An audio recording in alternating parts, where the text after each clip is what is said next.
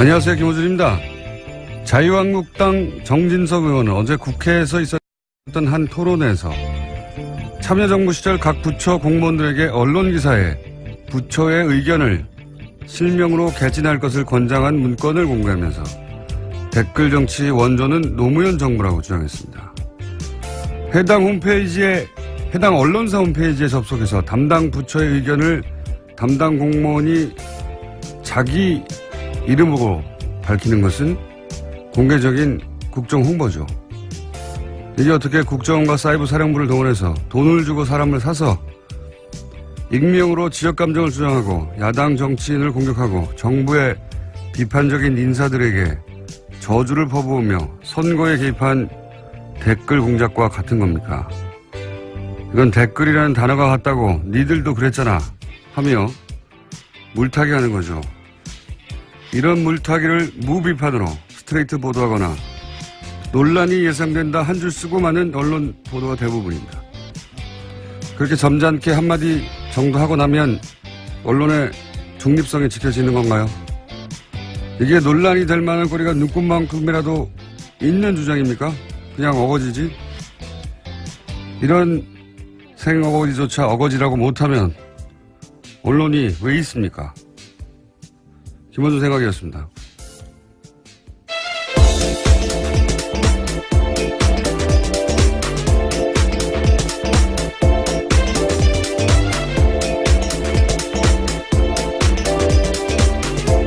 시사인의 김은지입니다. 네.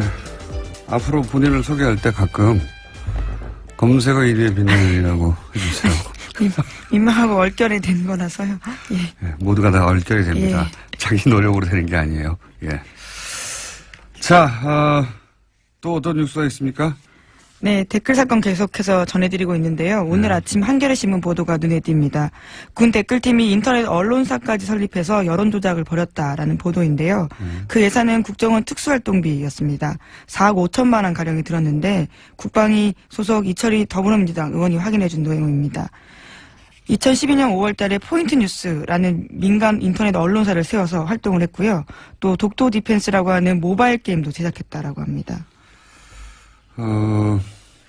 여기서 이제 주목할 것은, 언론사를 직접 세워서 운영을 했다는 거죠. 예, 세워서 운영을 했다는 건데, 어제까지는 이제, 변희재 씨를 지원했다는 뉴스가 나왔고, 이번에는 국정원이 직접 운영한 거죠.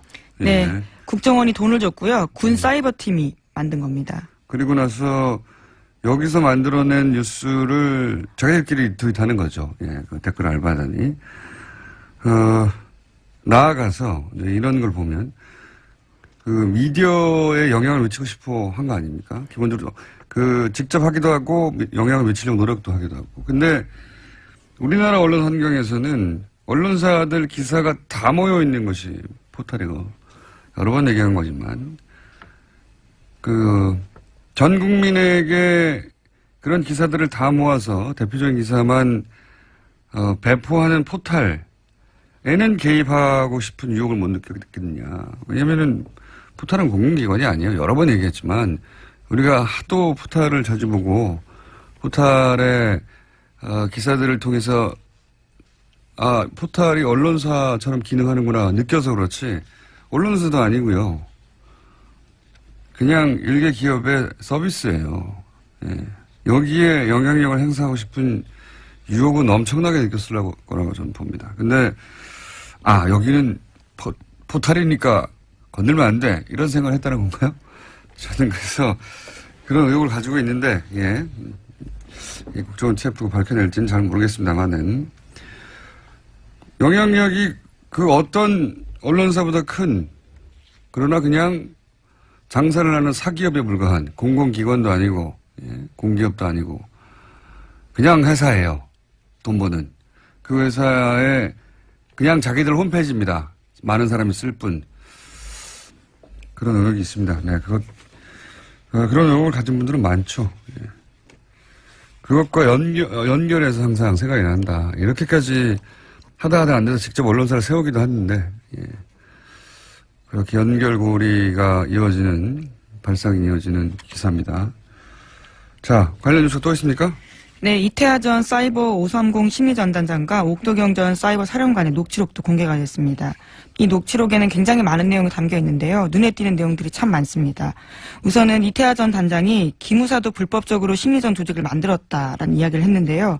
국방부에서 기무사 심리전 조직 없애고 사이버 사령부로 통합하라고 계속 그랬는데 그렇게 하지 않았다라는 취지로 이야기를 했습니다.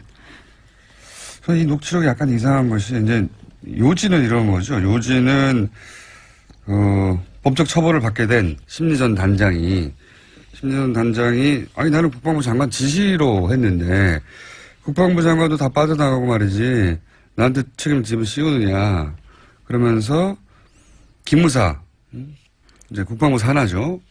기무사 너희들은 몰래 하지 않았냐. 이거 폭로해버리겠다. 나만 죽을 수는 없다. 이런 내용이란 말이죠. 내가 사실을 터뜨리면 너희들은 죽는다. 이런 내용까지 있습니다. 네.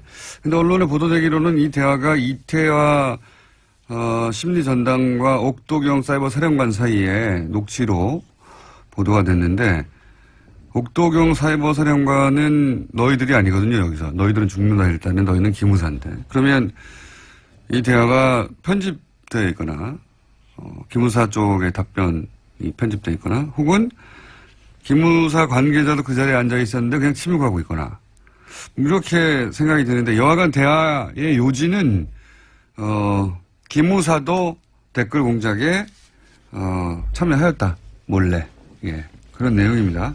예, 뿐만 아니라 수사와 관련해서도요. 압수수색 들어오기 이틀 전에 사실을 알려줬다라면서 수사가 은폐되어 있다는 취지 이야기도 있습니다. 알겠습니다. 네. 이 기무사는 특무대, 방첩대 또 뭐라고 불렸죠? 보안사 등등등등 군의 국정원이에요. 한마디로 얘기하면 군이 이제 간첩 잡는다고 만들어낸 오래된 조직, 역사 오랜 조직이죠. 근데 지금은 가장 쉽게 이해하자면 군의 국정원이다 이렇게 생각하시면 되는데 국정원도 했고 군 내부의 정보기관 조직도 했고 그리고 사이버 사령부라는 새로운 부처를 만들어서도 했고 할 수 있는 모든 것에서 한 거죠. 그중에서 기무사가 이제 처음으로 등장을 했습니다. 대화에. 자, 기무사도 그럼 수사 대상이 되겠네요. 다음 뉴스는요. 네, 김관진 전 국방부 장관이 출국 금지됐다라고 합니다. 김 전 장관은 이명박 정부 시절에 장관에 올라서 박근혜 정부 시절에 안보실장까지 지내서 7년 가까이 국내 안보 책임자로 지냈는데요. 이제서야 검찰의 수사선상에 오르게 됐다라는 겁니다. 이분은 사실 의혹의 뭐랄까요 군 관련 의혹의 총 집결지와 같은 역할을 앞으로 할 거라고 봅니다. 기본적으로 이름이 선상에 작년부터 올랐고요. 로키드 마틴사 사드 관련해서 그리고 사실은 로키드 마틴사 무기가 이분이 국방장관 그리고 안보실장 하는 이런 안보 총책임자 선상에 있는 동안 몇 배나 늘어났거든요. 그 이전보다. 그리고 사드를 기습적으로 배치하는 것도 이번에 이제 미국 갔다 와서 그렇게 된 걸로 지금 알려져 있고 많습니다. 예. 근데 지금은 사이버 사령부 댓글 사건이죠. 사이버 사령부의 댓글 공작을 보고하는 문건의 결재자가 김관진 당시 국방장관이었다. 요건으로 지금 출국 금지가 돼 있는 겁니다. 네, 뿐만 아니라 어제 공개되었던 이태하 전 단장의 녹취록을 보더라도요. 김관진 장관이 우리에게 업무 보고했고 잘한다고 표창까지 주지 않았냐라는 내용도 있습니다. 그러니까 장관 지시를 명확하게 증언하고 있는 거죠. 뭐 사드나 뭐 로키드 마틴의 몇천억짜리 조 단위의 무기 그게 아니라 그냥 댓글 공작 이걸로 사실은 법적 처벌을 받을 가능성이 굉장히 높아졌습니다. 그 이전에 김유춘 전 비서실장도 수많은 이야기가 있었지만 본인은 상상도 못했던 블랙리스트로 사실은 수감됐잖아요. 그럴 수도 있을 것도 같습니다. 근데 그걸로 끝나지는 않을 것 같아요. 김관진 전 장관은, 전 실장은. 자, 다음 뉴스는요. 네, 어제 문재인 대통령과 여야 4당 대표가 만났습니다. 홍준표 자유한국당 대표만 1대1 회담을 요구하면서 빠졌는데요. 어제 회동 이후에 5개 안 공동 발표문이 채택됐습니다. 한반도 긴장 완화를 위해서 국회의 초당적 역할이 중요하다는 데 인식을 같이 하고 여야 상설 국정협의체를 조속히 구성한다라는 뜻을 모았습니다. 만나야죠. 만나는데 정작 화제가 된 건 넥타이 색깔이에요. 예. 문재인 예, 같은 색깔이었죠. 예. 녹색, 국민의당 상징색을 넥타이를 했다고 언론은 그걸 가장 크게 보도했고요. 예. 뭐 정치는 상징 게임이니까 무슨 대화가 있었나 보다 그런 넥타이가 주목받는 것도 한편으로는 당연합니다. 당사자는 좀 답답하겠지만 아니 우린 중요한 얘기 많이 했는데 넥타이 가지고 보도하냐고. 어쩔 수 없어요. 네, 구체적인 건 알아서 잘들 하시고. 자, 다음 뉴스는요? 네. 트럼프 대통령이 미국의 군사 옵션 발언을 계속해서 하고 있는데요. 북한이 트럼프의 이딴 말폭탄의 진위 파악을 하기 위해서 미국과 전문가 차원의 대화를 추진한 사실이 공개됐습니다. 워싱턴 포스트 보도인데 북한이 트럼프 대통령의 지인을 파악하기 위해서 공화당 전직 관료가 포함된 7개 전문가 단체에 대화를 제의했다라고 합니다. 물밑에서, 예, 이건 이제 미국 쪽에서 나온 보도다 보니까, 북한이 이런 접촉을 해왔다는 게 먼저 나온 건데, 거꾸로 미국이 북한에게 여러 접촉을 하는, 과정도 분명히 있었을 텐데, 예, 어쨌든, 북미가 핵공격, 완전 파괴, 초강경 대응, 기타 등등 얘기할 때, 그 사이에 벌어진 일이라는 거군요. 그때도 여전히 대화 제일하고 채널을 가동하고 있었다. 민간 차원에서. 이렇게 하겠죠. 당연히. 예, 북한이 가장 궁금해하는 것은 트럼프의 진위를 파악할 수 없다라는 건데 취임 초기에 주한미군 철수 이야기했었는데 그게 얼마나 진지한 이야기냐라는 것들을 타진해보고 싶다라고 합니다. 그것만 있겠어요. 예. 그런 얘기도 있고 여러 가지가 있겠죠. 그리고 미국은 궁금하지 않겠습니까? 북한의 생각이. 저는 이 위기를 의도적으로 고조시키는 거라고 양쪽 모두 특히 트럼프 입장에서는 슈퍼히어로가 되고 싶어 하는 것 같다고 극장 무대 위의 주인공이 되고 싶은 거죠. 그래서 어느 순간 갑자기 해결될 수도 있다. 그리고 그 직전까지 정말 전쟁이 날 것처럼 이야기를 계속 할 수도 있다. 그런 생각이 듭니다. 예. 네, 하지만 안타깝게도 이 대화는요, 미국 쪽에서 거절해서 이루어지지 않았다라고 합니다. 다른 대화가 또 있었을 거예요. 우리가 모르는 사이에도, 대화가 있었고, 그게 한참 후에 밝혀진 경우가 많았으니까요, 북미 사이에. 자, 하여튼 대화 시도가 있다. 이런 얘기입니다. 뉴스는. 다음 뉴스는요? 네, 자유한국당과 바른정당 소속 일부 중진 의원들이 만났습니다. 보수우파 통합추진위원회를 출범하기로 했다라고 밝혔는데요. 어제 여의도의 한 식당에서 만찬회동을 열고 이렇게 의견을 모았습니다. 자, 한국당과 바른정당 내 이제 통합파들이 보수우파 통합추진위라는 걸 만들었고 그 직전에 이제 바른당과 국민의당의 국민통합포럼이라는 것도 또 만들었죠. 네, 일종의 정책 토론이라고 밝히고 있는데요. 그러니까 이제 통합파가 만약에 여기서 세를 얻으면 바른정당이 자유한국당과 흡수통합될 가능성이 높아지는 거고요. 만약에 자강파라고 하는 분들이 이 세 싸움에서 이기게 되면 국민의당과 통합항을 연대하는 쪽으로 가는 것이고 양쪽이 팽팽하거나 완전히 서로 합의점을 못 찾으면 당이 갈라질 수도 있겠죠. 예. 그런 세 가지 시나리오 앞에 바른정당이 서 있다. 예. 네, 우선 11월 13일에 전당대회가 있기 때문에요. 그 전에 어떤 모양새를 만들려고 한다라는 이야기도 어제 밝혔습니다. 여기서 이제 누가 대표가 되냐에 따라서 어느 쪽이 세가 더 강해질지 결론이 나겠죠. 어쨌든 바른정당은 지금 정계 개편에 한 가운데 있습니다. 하태경 의원의 주장으로는 본인이 되면 통합될 일이 당이 흡수될 일이 없다고 주장하고 있고요. 네, 어제 모임에는요, 자유한국당에서는 권성동, 김성태 의원 등이 나왔었고요. 잠시 후에 나오십니다, 김성태 의원님. 그리고 바른정당에서는 황영철, 김용태 의원 등이 나왔습니다. 이분들이 통합파 역할을 하고 있는 걸로. 자, 다음 뉴스는요? 네, 지난 26일에 자살한 채 발견된 사람이 있는데요. 도태우 수원시체 이 부시장입니다. 아하, 네. 업자로부터 뇌물을 받은 혐의로 경찰의 수사를 받던 중에 숨진 채 발견됐습니다. 이분 뉴스가 저희가 어제는 미니가 있어서 다루지를 못했는데 이분이 이명박 대통령 인수위 출신이에요. 네, 인수위 출신이고 그리고 이명박 대통령 임기 중에 국토부에서 주택 건설 도로를 쭉 역임했거든요. 한마디로 부동산의 핵심 요직에 토목 부동산 관련 핵심 요직에만 있던 분입니다. 이제 이번에 조사를 받았다고 하는데 최근에 2010년 이명박 정부 시절 국토부에 있을 때 이제 뇌물을 수수했다는 혐의로 조사를 받고 있었다고 해요. 이분이 국토부에서 수원시청으로 간 사건 일 자체가 3년 전에 이제 그 건설업자에게 접대받고 뭐 법인카드를 받아서 사실은 국토부에서 퇴출된 전력이 있단 말이죠.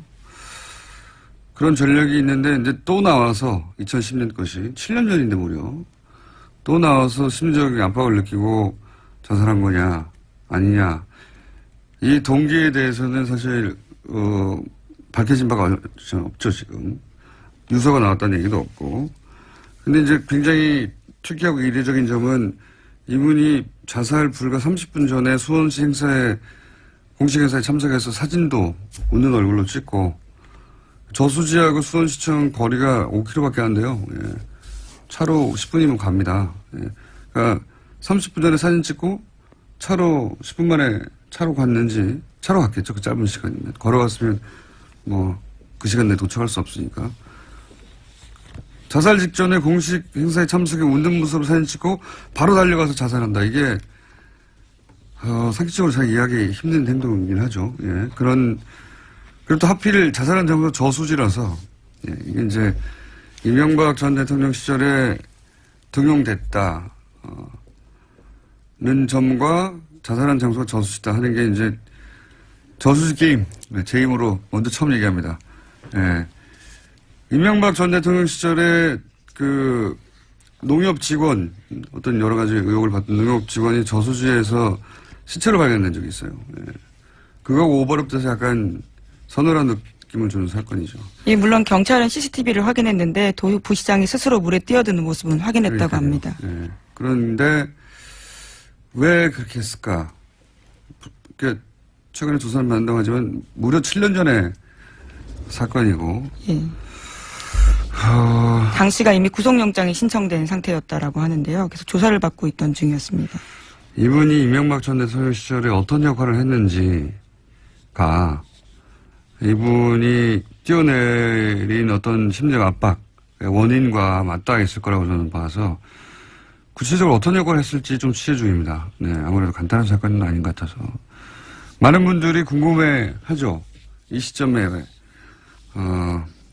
저도 취재 중입니다. 네, 좀, 이명박 전 대통령 시절에 어떤 역할을 했는지 좀 밝혀지면, 공식적으로 밝혀진 건 뉴타운 또는 뭐, 부동산 관련 법규 완화, 뭐 이런 역할인데, 좀 더, 구체적인 역할, 내밀한 역할이 있었는지는 좀 알아보고 다음에 다루기로 하고요. 예. 제목 정도 얘기하고, 한두 가지 정도. 네, 어제 크루드 독립 관련돼서 소식 전해드렸었는데요. 지금 관련해서 그 지역에서 긴장감이 계속 올라가고 있다라고 합니다. 이라크 총리 같은 경우에는 투표가 모두 무효다라고 주장하고 있습니다. 군사적 충돌 가능성도 얘기하고. 근데 크루드 얘기하니까 생각나는데, 이제 이명박 전 대통령 1호 자원 외교 대상이 크루드입니다. 네. 아마 너무 까마득한 얘기, 10년 전 얘기라, 기억들을 잘 못하실 텐데, 이 크루드는 이명박 대통령 취임하기 전 당선인 시절에 이미 시작됐어요. 제1호 자원외교로. 소유공사가 이 지역에 5개 광구 유전 개발을 계획을 합니다. 네, 그리고 지금까지 대략 8천억 정도 투입한 걸로 알고 있어요. 투입한 걸로 알고 있는데 10년이 지났잖아요. 단 한 방울의 석유도 나오지 않았습니다. 여기서. 네. 자원외교는 반드시 되짚어봐야 하는 사안이다. 예. 우리 헌정사에서 이렇게 많은 돈이 국가 단위에서 투자가 실패한 사례는 없어요. 예. 다 투자 실패인지 아니면 뭔가 문제가 있는지 한번 따져봐야 되는데 크루드가 1호라서 얘기를 좀 더 해봤습니다. 1호에 1호. 5개 광고에서. 예. 단 한 방울의 석유도 나오지 않았고 그리고 이 석유 공사의 담당 주모 과장은 자살했습니다. 예, 자살 이야기가 2건이나 있네요. 갑자기 생각이 두루룩 나서 제가. 자살했는데 자살한 게 보도도 안 됐어요, 거의. 예, 건으로. 저는 기억하고 있습니다. 오늘 여기까지 하겠습니다. 시사인의 김은지였습니다. 감사합니다.